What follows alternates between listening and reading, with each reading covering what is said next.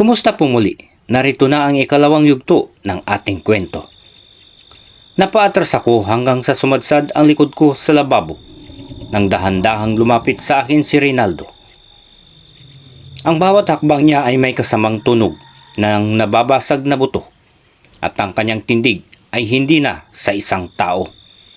Love, di ba sabi ko naman sa'yo, hindi mo kailangang malaman ang lahat. Bulong niya. Pero ang boses niya ay parang dalawang tao na nagsasabay, isang malalim at isang matinis. Sinubukan kong abutin ang kutsilyo sa tabi ng pinaglutuan, pero bago pa man dumapo ang aking kamay, isang mahaba at maitim na dila ang umampas sa kamay ko.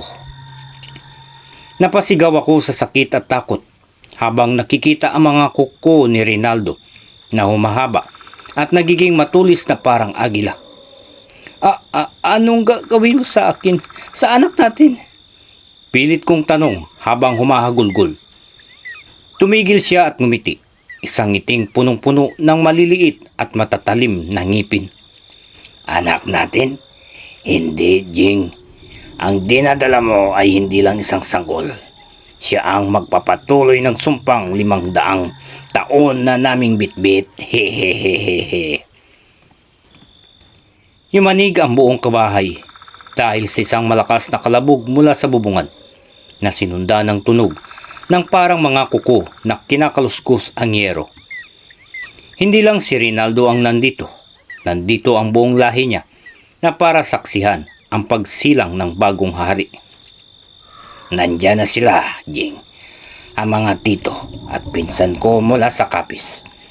Dinalaw nila ang susunod na tagapagmana. Hehehe. Sabi ni Rinaldo habang tumitingala sa kisame. Doon ko napansin ang tiyan ko ay biglang gumalaw ng mabilis. Parang may kung anong nagpupumiglas sa loob. Hindi ito sipa ng sanggol. Para itong may kung anong kumakalmot sa loob ng matris ko. Sa gitna ng kaba, naalala ko ang text ng kapatid ni Rinaldo. May isang paraan para ito itigil. Ang asin, ang bawang, hindi sila sapat. Bulong ko sa sarili ko habang inaalala ang mga kwento ng lola ko noon. Ang tanging paraan para mapigilan ng isang wakwak ay ang mahanap ang kanyang pusod o ang bagay na nag-uugnay sa kanyang anyong tao. Napatingin ako sa suot na wedding ring ni Rinaldo. Isang maitim na singsing na may nakaukit na kakaibang simbolo. Doon nanggagaling ang lakas niya. Doon nakatago ang sumpa na nagbibigay sa kanya ng kapangyarihang magpalit anyo. Rinaldo, please. Kung mahal mo ako, itigil mo to.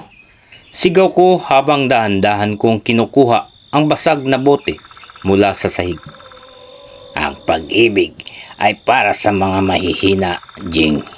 Ang lakas ang kailangan natin para mabuhay sa mundong ito. Biglang lumundag si Rinaldo patungo sa akin. Ang kanyang mga pakpak ay tuluyan ng bumukas at sumira sa kanyang suot na damit. Mabilis akong yumuko at buong lakas kong isinaksak ang basag na bote sa kanyang paanan. Dahilan para matigil siya.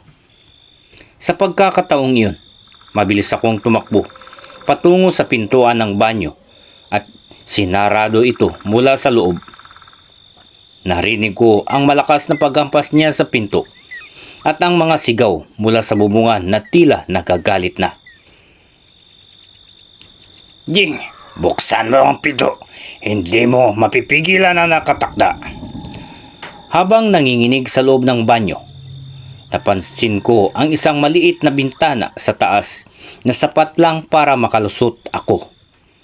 Pero bago pa ako makatungtong sa inidoro, naramdaman ko ang isang malamig na kamay na humawak sa bukong-bukong ko mula sa ilalim ng pinto.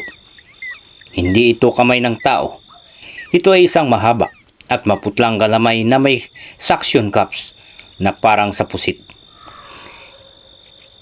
Hindi ka makakalis, Jing. Ang dugo mo ay dugo na rin namin. Sa sobrang takot, kinuha ko ang sunrock sa tabi ng lababo at ibinuhos ito sa galamay na nakahawak sa akin. Isang nakabibinging tili ang narinig ko mula sa labas ng pinto at pansamantalang bumitaw ang nilalang. Nagmadali akong umakyat sa bintana at tumalon palabas, diretso sa madilim na sagingan.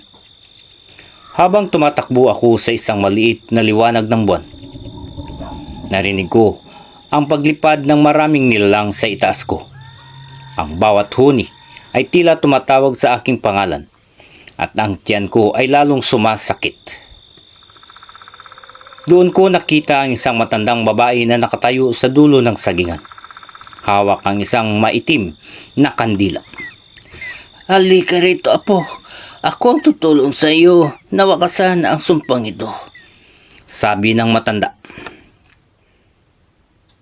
Pero nang maliwanagan ang kanyang muka, nakita ko ang parehong dilaw na mata na mayroon si Rinaldo.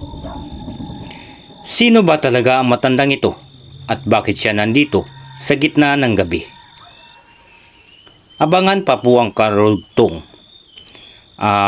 Maraming salamat po sa patuloy na suporta at pakikinig sa channel na ito.